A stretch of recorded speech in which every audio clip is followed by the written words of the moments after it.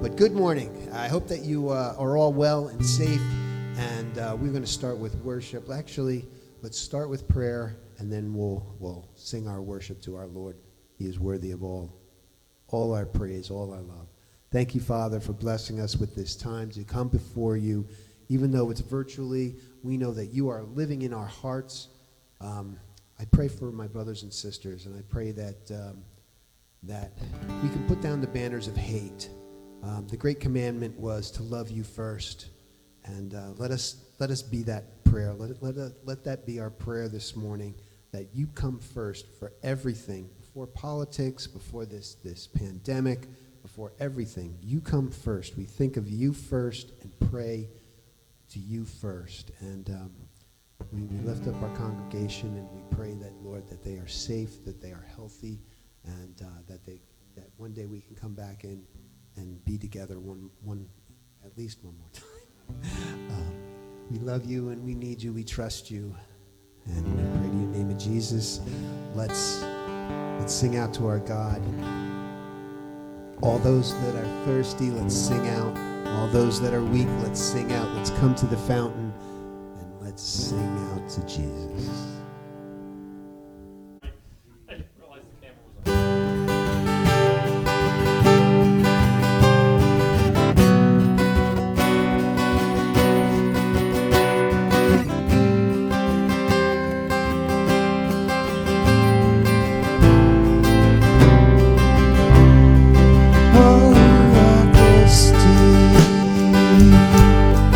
No, are we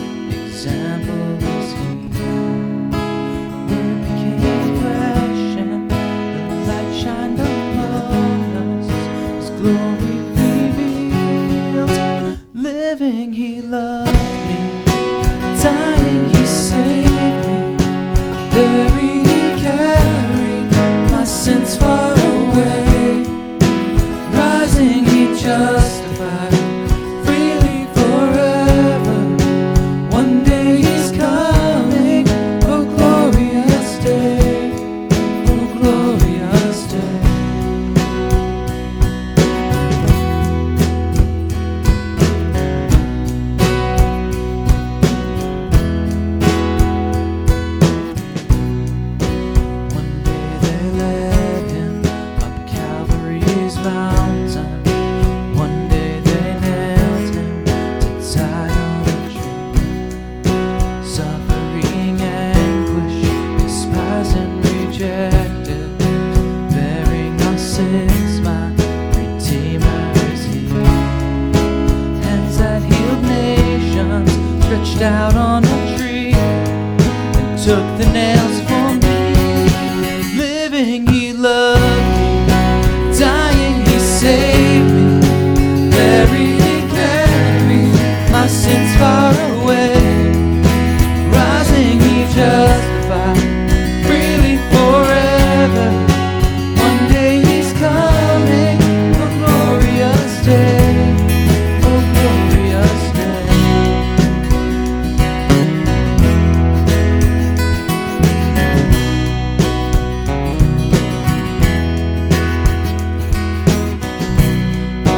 One day the grave could conceal him no longer. One day the storm rolled away from the door. Then he arose, over death he had conquered. Now he's ascended, my Lord evermore. Death could not hold him, the grave could not keep him from rising again. Living, he loved me. Dying, he saved me. Buried, he carried my sins far away. Rising, he justified freely forever. One day he's coming, oh glorious day, oh glorious day, oh glorious day.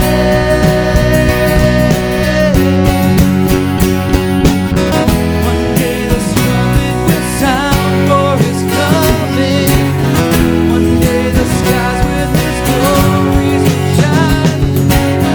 Wonderful day, my beloved one bringing.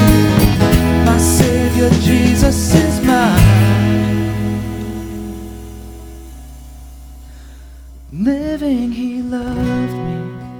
Dying, he saved me. Buried, he carried my sins far away. Rising, he justified freely forever. One day he's coming, oh glorious day. Living, he loved me. Dying, he saved me. Buried, he carried my sins far away. Rising, he justified freely forever. One day he's coming, oh glorious day, oh glorious day, oh glorious day, oh glorious day.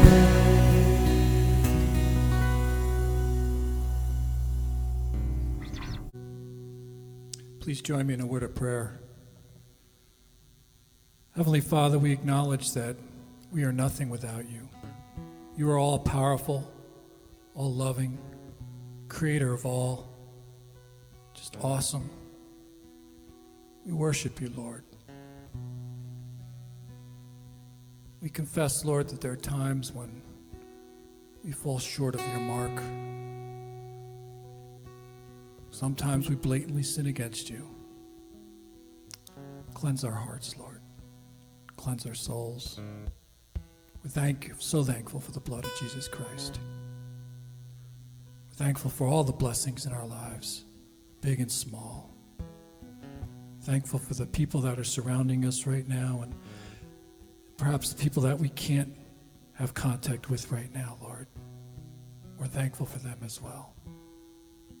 We pray, Lord, that you'll have your hand in our lives, whether it's through sickness or financial needs, whatever the circumstances we find ourselves in, Lord. Nothing is too big for you, Lord.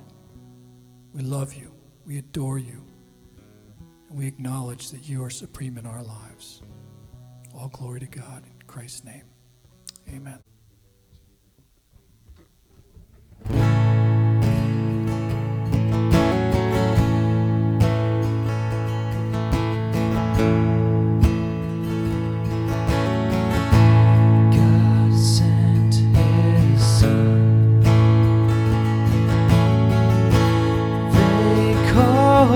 him, Jesus.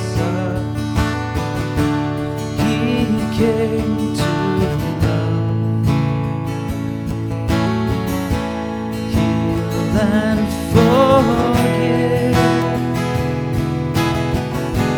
He lived and died to buy my pardon. An empty grave is there to prove my Savior lives. Because He lives, I can face tomorrow. Because He lives, all fear is gone. Because I know He holds the future, and life is worth the living just because He lives. How sweet to hold a newborn baby and feel the pride and joy He gives, but greater still, the calm assurance this child can face uncertain days because He lives. Because He lives, I can face tomorrow. Because He lives, all fear is gone. Because I know He holds the future, and life is worth the living just because He lives. And one day I'll cross the river,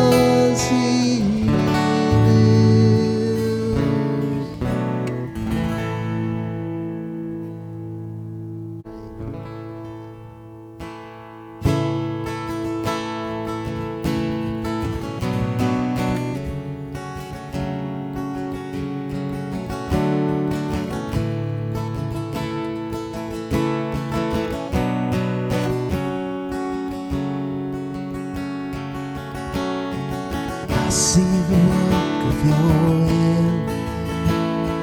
Galaxies spinning a heavenly dance, oh God. All that you are is so overwhelming.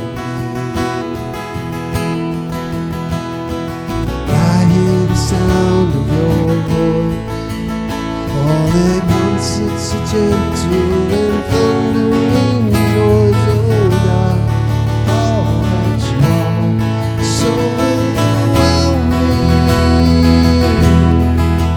I delight myself in you, captivated by your beauty. I'm overwhelmed by you. God, I run into your arms, unashamed because of mercy. I'm overwhelmed by you.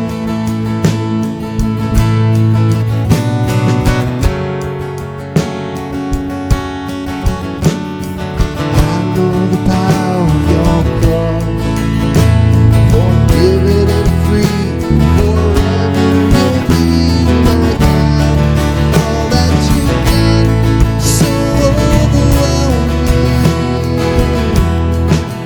I delight myself in you, captivated by your beauty. I'm overwhelmed by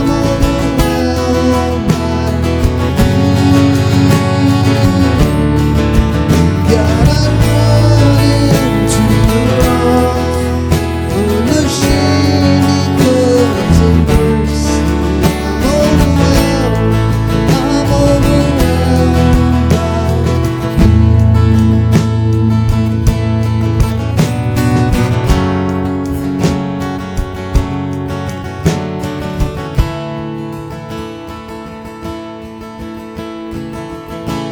Are beautiful, you are beautiful, oh God, there is no one more beautiful. You are beautiful, God, you are the most beautiful. You are wonderful, oh God, there is no one more wonderful. You are wonderful. Most wonderful. You are glorious, oh God, there is no one more glorious. You are glorious, you are the most glorious. I delight myself in you, in the glory of your presence. I'm overwhelmed by you. God, I run into your arms, unashamed because of mercy. I'm overwhelmed by you. I'm overwhelmed by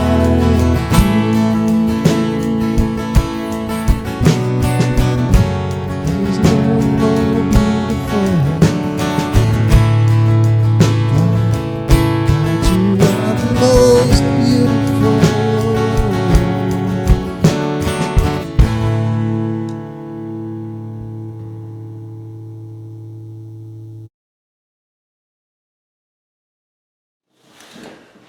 Hi, good morning. I'm Pastor Andrew, and I wanted to bring you a message today about something that I found to be more contagious than the coronavirus, and that is complaining. I want to do a little exercise, though, to help illustrate what complaining is like. So I want you to go, in a minute, stop your video and get 2 cups. 1 cup maybe that you like. I put a little happy face on mine.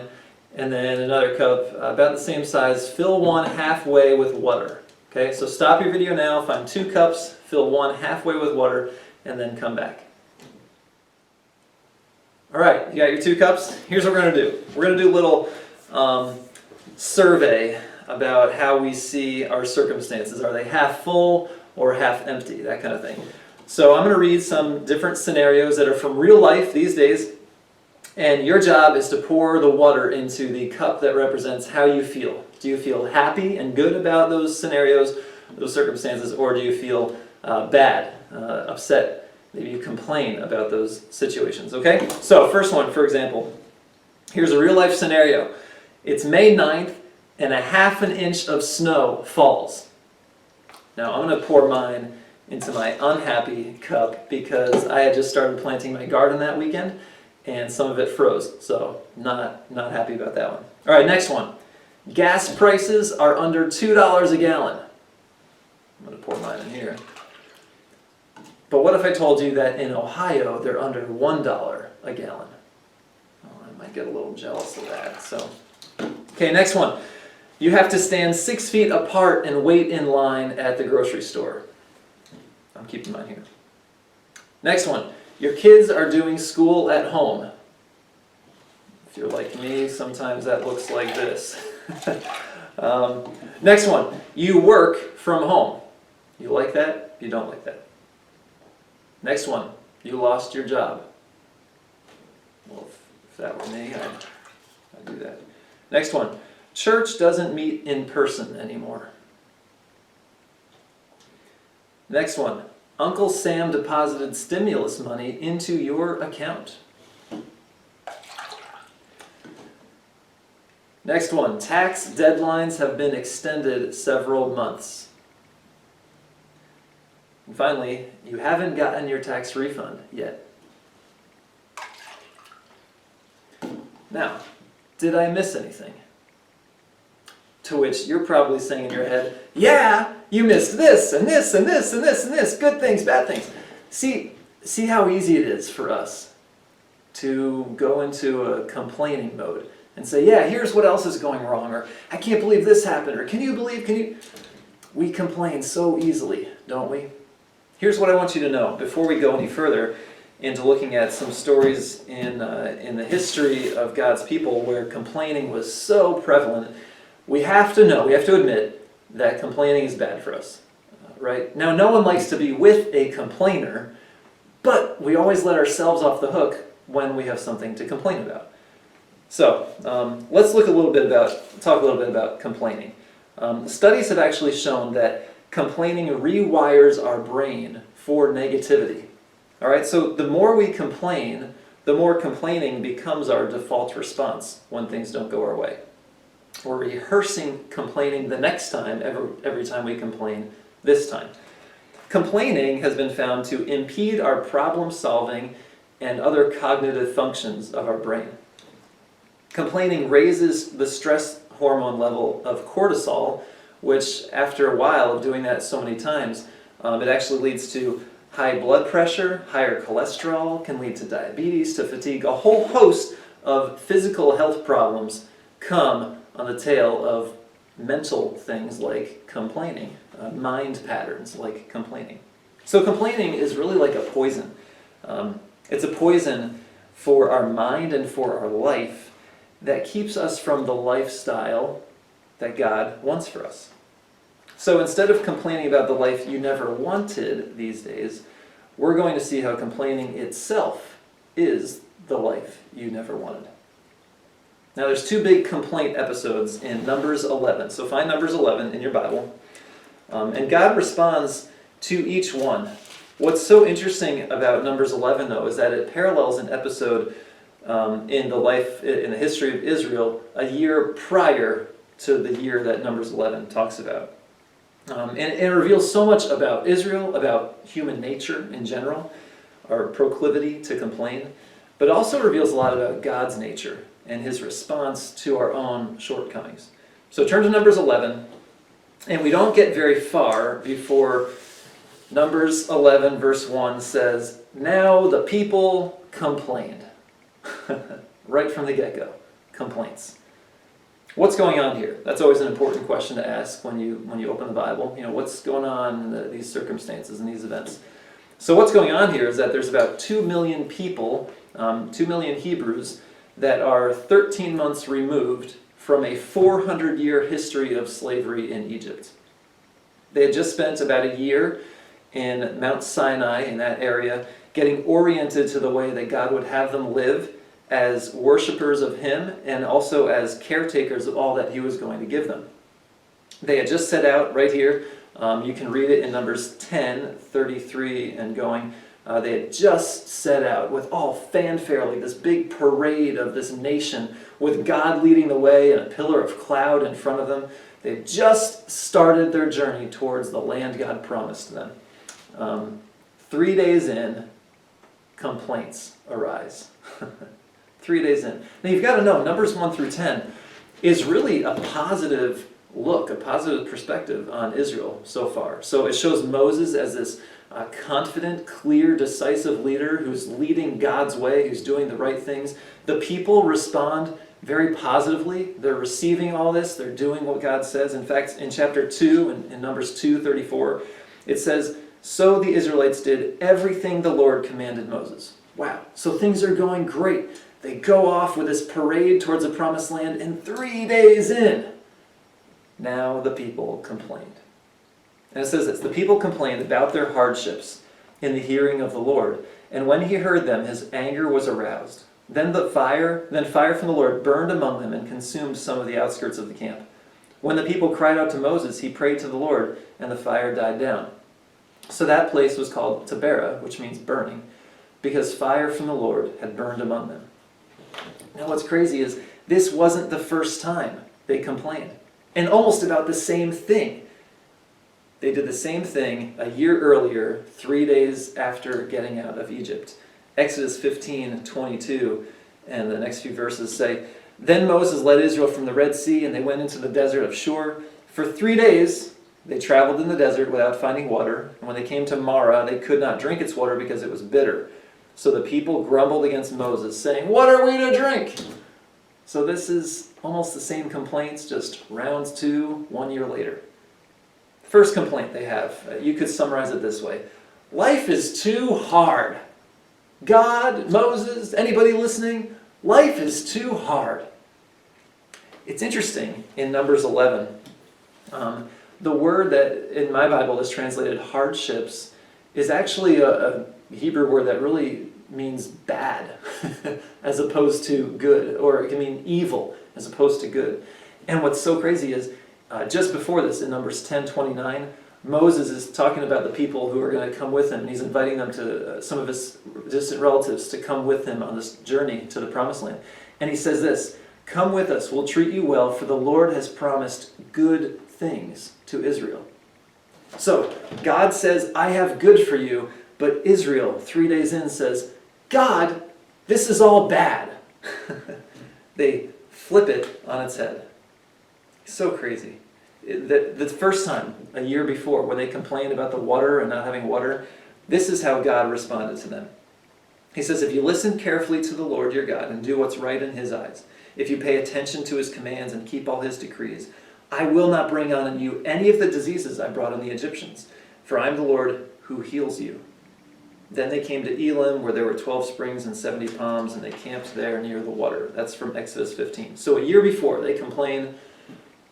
God responds. They camp out. Same thing in Numbers 11. They complain. God responds. They camp out. Get to think about what happened for a little bit. In Exodus 15, the first complaint a year before, God's first response to Israel was merciful. He actually gave them water. He provided water for them. And then he gave them some instruction and said, "Hey, you need to follow me. Don't do this complaining anymore." In Numbers 11, life is hard. They complain. And God responds with the fire, right? Fire that's burning around the camp. Now you have to notice, it didn't burn up any people, but it definitely threatened their safety. It showed the power and the opposition of God to that which opposes him, meaning complaining.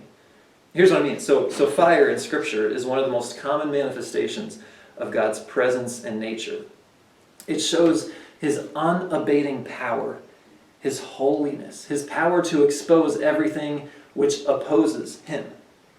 When God breaks out in fire around the camp here, he's showing his extreme opposition to their complaints, because that opposes his nature that brings goodness. It also shows, though, the fire around the camp, it shows his mercy in restraining his anger against their sin, because he doesn't burn up the ones doing the complaining. So the point is, God is holy, he's excellent, he's pure, and he's merciful. Notice how God's presence exposes Israel's sin of complaining. So right in verse 1, the people complained about their hardships. Life is too hard. In the hearing of the Lord. They're complaining in their own heads, they're complaining to each other, but God hears it. They complained and God hears. See, we can't escape the ear of God. He hears our complaints. We say them silently in our heads. We mull them over. We grow in bitterness or resentment. We say them to each other, but they're really expressions of discontentment with God, ultimately. Complaining is expressing discontentment, but it's also assigning blame or accusation and condemnation to those complaints, to those feelings. So complaining, I wanted to kind of clarify, complaining is not, for instance, writing a review on a product online, or writing a review about a merchant who didn't make good on promises, or the product didn't live up to its expectations, right? Its promised description. That wouldn't be a complaint. Complaining, I think we know when we're complaining, honestly. But complaining is assigning blame and accusation to something or someone who's blocking life the way you want it to be. And it's not offering forgiveness for that person. Have you ever been caught complaining? I mean, Israel here is caught. God hears their complaints. He responds. Have you ever been caught complaining about someone or something, and then that person finds out about your complaints? Maybe, for instance, you have a new boss at work, and you're grumbling with some coworkers doing lunch, and then the boss pops in and says, "Oh, what are you guys talking about?" Maybe you accidentally hit reply all on an email, and you were voicing what you really thought about the first email, and you only meant it to go to one person, and it went to the whole bunch, and caught in your complaints. Maybe you complain about politics to someone, and then in the conversation you discover that they voted for the other guy that you're complaining about, right? There's nothing so humbling as being caught in your complaints. We have to know, when we complain at all, in our heads, to other people, God hears. And he opposes that because it opposes his nature. Friends, every complaint you make these days, when life is harder, when life is perhaps scarier and definitely more uncertain than usual, God hears it all. But don't miss that he responds in mercy, in strength and uncompromising holiness, yes, but in mercy nonetheless. Recall what God said in reply to the first complaint from Israel a year prior in Exodus 15. He says, "I'm the Lord who heals you." God wants to restore your relationship with him that you've damaged by complaining. He is a holy, healing God. So the first complaint that we see in Israel is life is too hard. But God shows himself to be holy and merciful. Here's the second complaint that we'll find in the rest of the chapter. You could summarize it this way. This isn't the life I wanted. This isn't the life I wanted. Numbers 11, verses 4 through 6 talk about it. So the rabble with them began to crave other food. And again the Israelites started wailing and said, "If only we had meat to eat.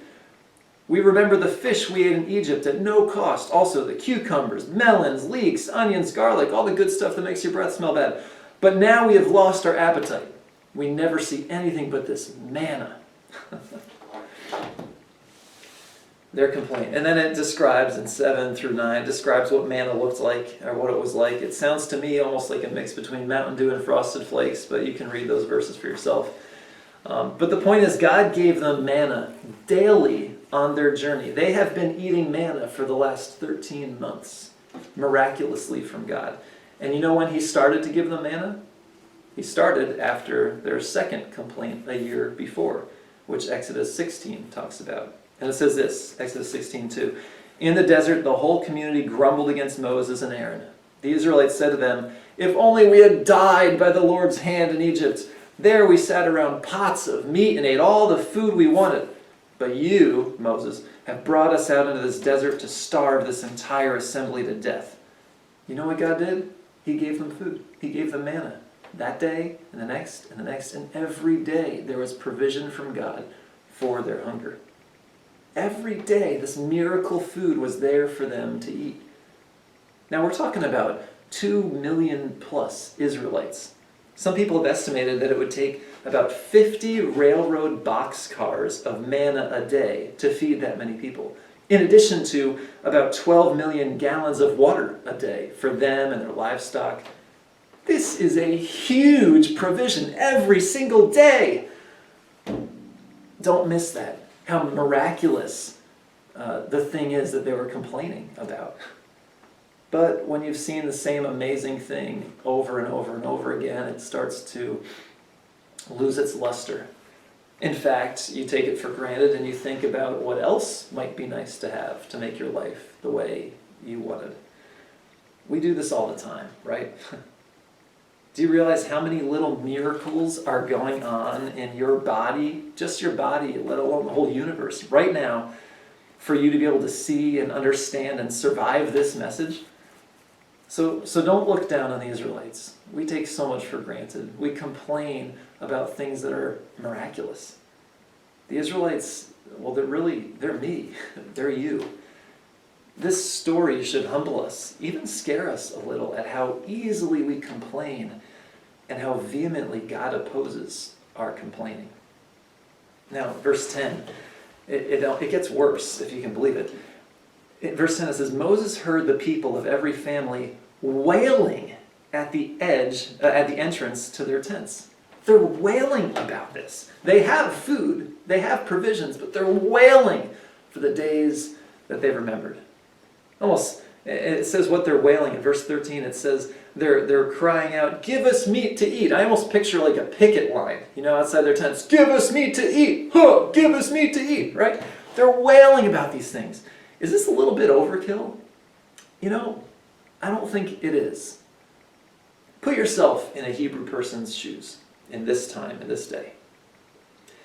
Everything you and your parents and their parents and their parents and some 20 generations of your people, everything they've experienced, it's a memory. Egypt was the picture of a thriving agricultural civilization. Yeah, the Hebrews were slaves there, but they had food, they had standards of living, they had expectations. All that has changed. They've now embarked into the unknown, like Frozen 2 would say. This God and his leader Moses, who brought them out of Egypt and into the unknown, it's all radically threatening and dangerous in their minds. It's terrifying. And fear breeds contempt, and it breeds complaining. You and I, we probably would have been outside our tents wailing away too. I wonder, with all the fear and the uncertainty rampant today, if some of you have been complaining more than usual as well. Complaining is so contagious. You see it here. Up to this point, Moses has been a resilient and devoted leader, but now he catches the complaint virus, which is so contagious. But lest we get too hard on Moses for his complaints, which we'll look at in a second, I want you to think about the last long trip you made, maybe with your kids, maybe it was when you were a kid. We see how easy it is to complain when we're taken out of our environment and we're on a long journey somewhere else. Are we there yet? I have to go to the bathroom. I'm hungry. She hit me, right? Complaining on journeys is kind of par for the course, but it doesn't have to be. It doesn't have to be. But like I was saying, complaining is so contagious. You see it in Moses. So look at 11 through 15, verses 11 and 15. So Moses goes to God. Moses is troubled. God's troubled. Verse 11, he asks the Lord, "Why have you brought this trouble on your servant? What have I done to displease you that you put the burden of all these people on me? Did I conceive all these people? Did I give them birth? Why do you tell me to carry them in my arms as a nurse carries an infant to the land you promised on oath to their forefathers? Where can I get meal for all these people? They keep wailing to me, 'Give us meat to eat.' I cannot carry all these people by myself. The burden is too heavy for me. In fact, if this is how you are going to treat me, God, put me to death right now. If I found favor in your eyes, and don't let me face my own ruin." Whoa. So now, the people, they complain about Moses. "You're killing us, Moses." Moses turns and complains to God. "They're killing me, so you should just kill me." Everybody wants to die. Verse 11. It's interesting that Moses does the same thing, commits the same error that the Israelites did in their first complaint. Now in his complaint, he does the same thing. Here's what I mean. Remember how I said Israel was saying that though God had given them good, they were calling it bad in verse 1? Here in verse 11, Moses does the same thing. The word that I read called trouble, "Why have you brought this trouble on your servant?" That word is the same as the hardships word. It's bad, it's evil. That's kind of the generic meaning. So here again, Moses, who just earlier in 10:29 said, "Hey, God's got such good stuff for us." Now he's calling it bad. The good has turned to bad for Moses. And then in verse 15, Moses actually projects Israel's sin onto God. He blames God for making his life bad. Right? He says, if this is how you, God, are going to treat me, but God's not complaining. God's not giving him a hard time. It's the people. But Moses projects that onto God. See, complaints do this. They skew our perspective. We're liable to call something bad, which is not necessarily. Perhaps it's even good, but just not to our liking. In the beginning, when I had you pouring water from cup to cup, did you notice how the amount of water and the water itself didn't change? That was the same, no matter where you poured it. That represents your circumstances. It doesn't change, but what does change is your perspective. You like it, or you complain about it. Same thing here for Moses. There's an old Chinese parable that illustrates this so well, that what God might give us for our good, we call bad, and we reject, and we complain. It goes like this, a Chinese parable. Once upon a time, there was a farmer in the central region of China. He didn't have a lot of money, and he used an old horse to plow his field. One afternoon, while working in the field, the horse dropped dead. Everyone in the village said, "Oh, what a horrible thing to happen." The farmer said simply, "We'll see." He was so at peace and so calm that everyone in the village got together and, admiring his attitude, gave him a new horse as a gift. Everyone's reaction now was, "What a lucky man." And the farmer said, "We'll see." A couple days later, the new horse jumped a fence and ran away. Everyone in the village shook their heads and said, "What a poor fellow." The farmer smiled and said, "We'll see." Eventually, the horse found his way home, and everyone again gathered and said, "What a fortunate man." The farmer said, "We'll see." Later that year, the farmer's young boy went out riding on the horse and fell and broke his leg. Everyone in the village said, "What a shame for the poor boy." The farmer said, "We'll see." 2 days later, the army came into the village to draft new recruits. When they saw that the farmer's son had a broken leg, they decided not to recruit him and send him to war. Everyone said, "What a fortunate young man." And you can guess what the farmer said as he smiled. "We'll see." When we complain, we swing wildly back and forth between opinions when all along God calls us to a stable, a peace-filled life of reliance on him, reliance on his powerful goodness, instead of our getting our way, getting the life we wanted. Complaining about the life we never wanted keeps us from the life we always wanted. Did you catch how God feels about his people in verse 12? This is amazing. See, we don't know when, but somewhere in Moses' intimate conversations with God, and we know he spent time close with God, like no other man had ever had before, time with God. God had told Moses somewhere along the way that he wanted Moses to care for his people like a nurturing mother like a nurse who carries them in their arms to protect them and care for them. I picture it almost like a dad talking to a daughter's first date, or perhaps to her fiance when he asks he asks the dad for permission to marry the daughter. I can picture a dad saying, like, now you take care of my little girl the way that I have.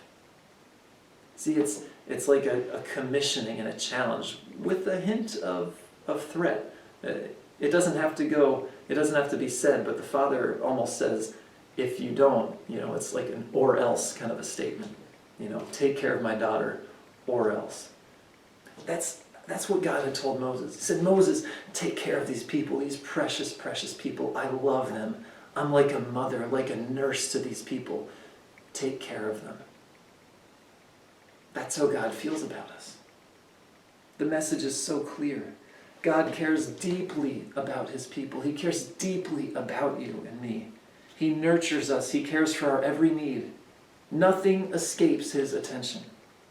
He knows how vulnerable and how fragile we are. He's not neglecting us.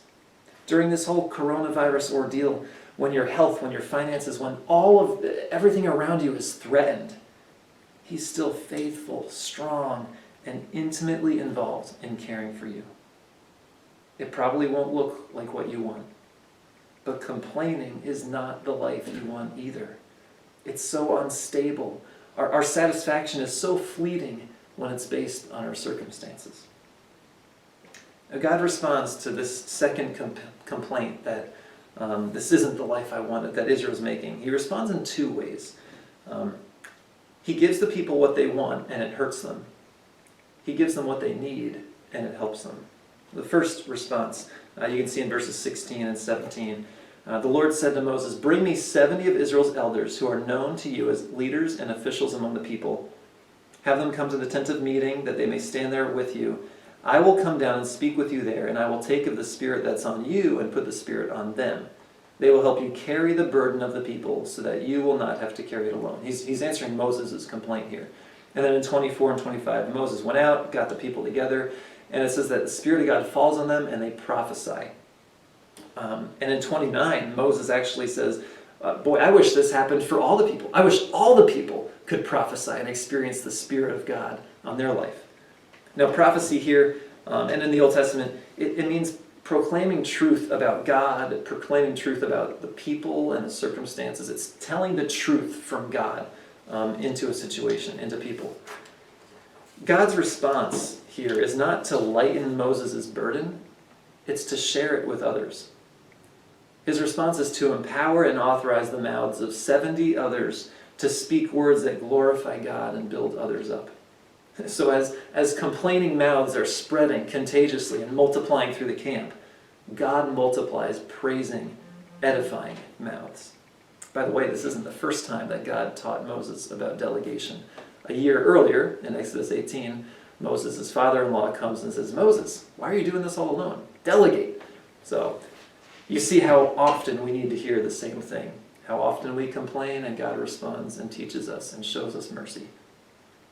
The second response from God to the second complaint, though, we see in verse 18.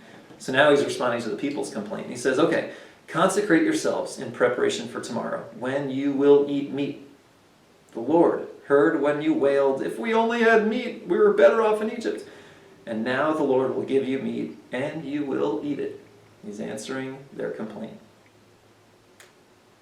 In 31 and 34, it describes how this all went down. So basically, a wind drives in this flocks of quail, and they pile up for miles around the camp.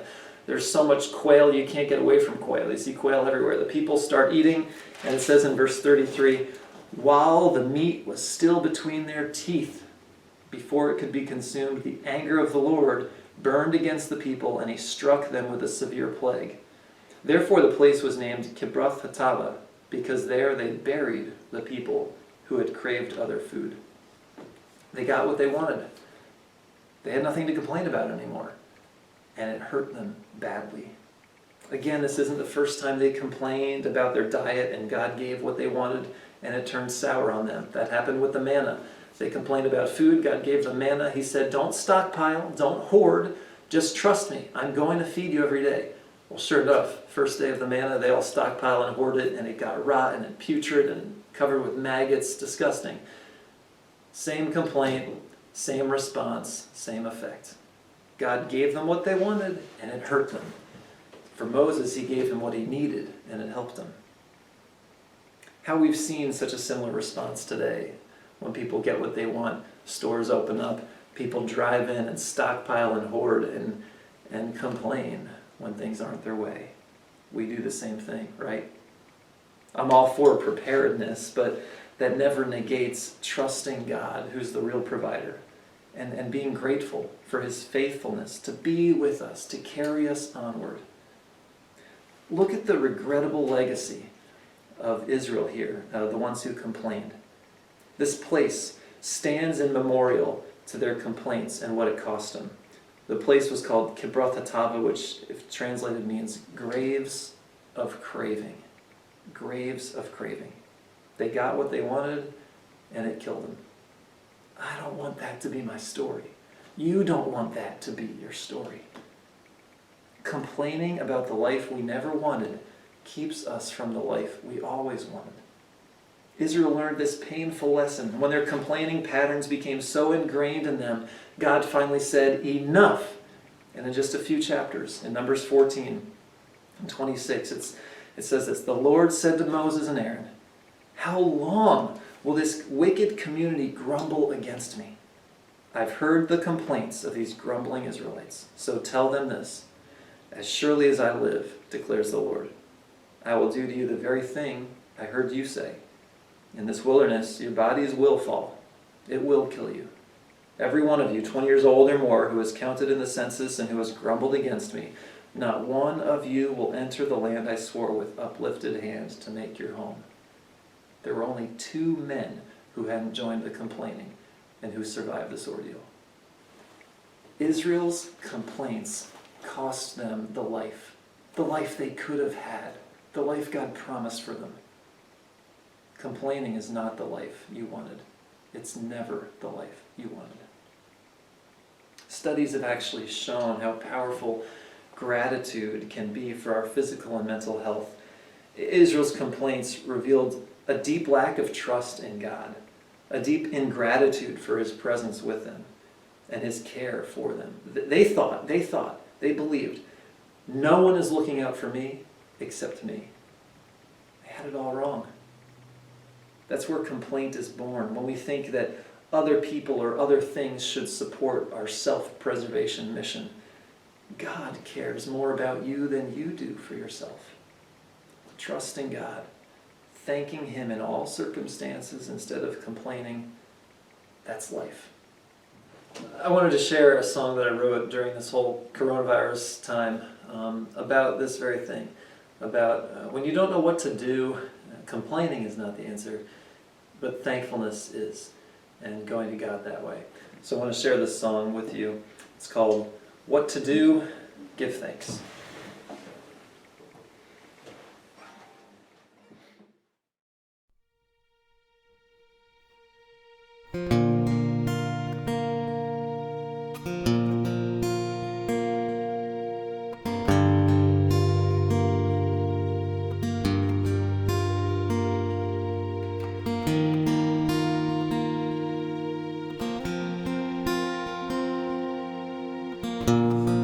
To you in the struggle, we come to you in our trouble. We don't know what to do today, but our eyes are on you anyway. All around they are fearful,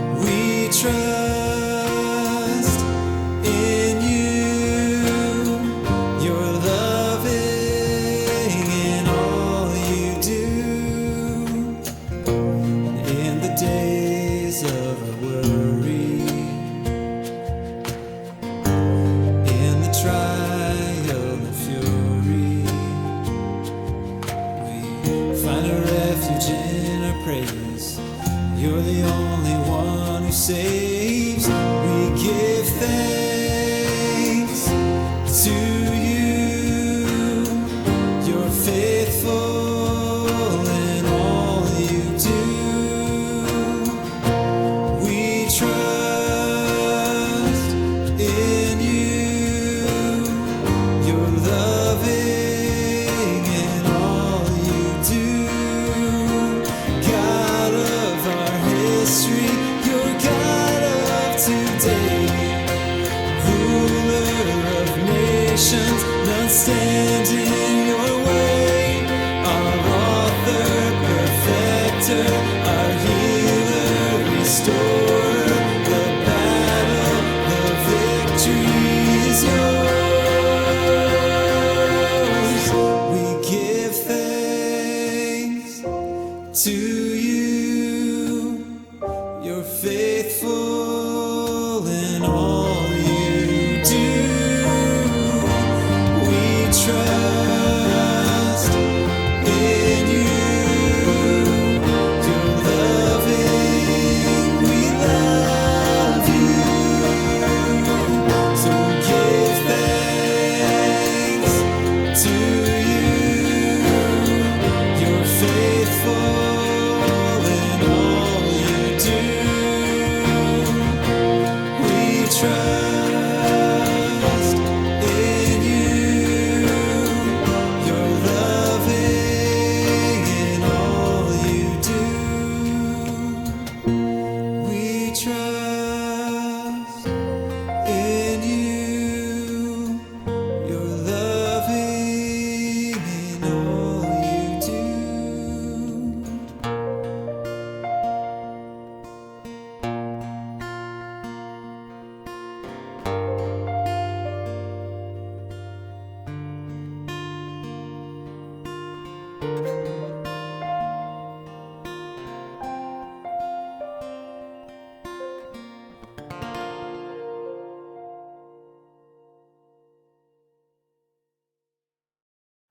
Well, that was a great message. We hope that it blessed your heart. And let's sing out. Let's sing out to our God. And close our service and sing praise that we trust in Jesus. One of these days we all stand in judgment for every single word that we have spoken. One of these days we all stand before the Lord, give a reason for everything we've done. What I've done is trust in Jesus, my great deliverer, my strong defender, Son of God. I trust in Jesus, blessed Redeemer, my Lord forever, Holy One, Holy One.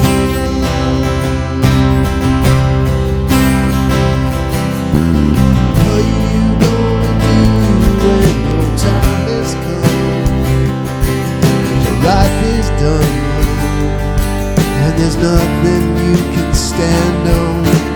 What do you have to say at the judgment throne? Well, I already know the only thing that I can say. I trust in Jesus, my great deliverer, my strong defender, Son of God. I trust in Jesus, blessed Redeemer, my Lord forever.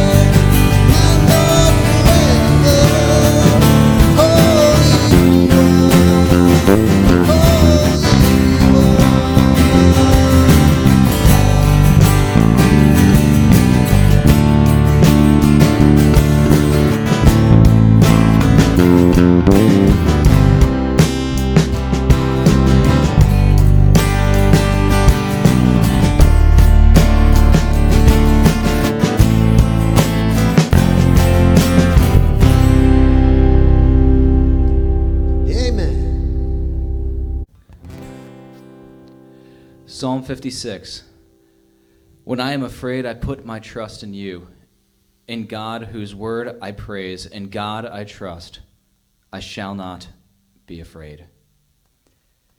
Have a great week, and thanks for joining us today.